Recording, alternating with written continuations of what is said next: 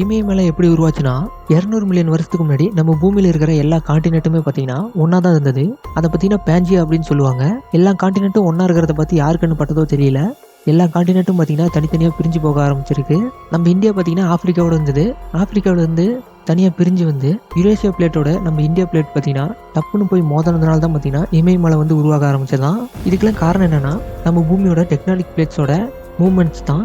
நம்ம பூமிக்குள்ள ஆழமா போக போக அங்கெல்லாம் எரிமலை குழம்பு தான் இருக்கும். அங்கே நடக்கிற மூமெண்ட் பார்த்தீங்கன்னா நம்ம மேலே இருக்கிற காண்டினென்ட்டை பார்த்தீங்கன்னா அஃபெக்ட் பண்ணும். இப்படி கண்டங்கள்லாம் வந்து பிரிஞ்சு போகிற மூமெண்ட் வந்து வருஷத்துக்கு 5 சென்டிமீட்டர் தான் நகர்ந்தே போகுமா. ஆனால் நம்ம இந்தியா வந்து கொஞ்சம் வேகமாகவே போயிருக்கு.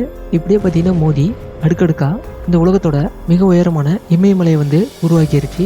அது மட்டும் இல்லாமல் இன்னொரு விஷயம், இன்னுமே பார்த்தீங்கன்னா நம்ம இந்தியா பிளேட் வந்து யூரோசியா பிளேட்டோட மோதிட்டே தான் இருக்கான்.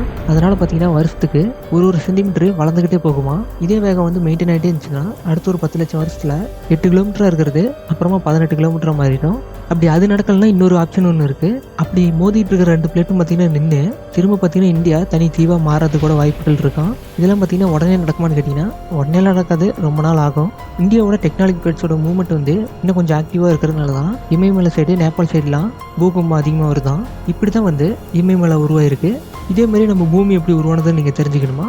இப்போ ஸ்க்ரீனில் சோகிற இந்த வீடியோ வந்து கிளிக் பண்ணி பாருங்கள், தெரிஞ்சுக்கலாம்.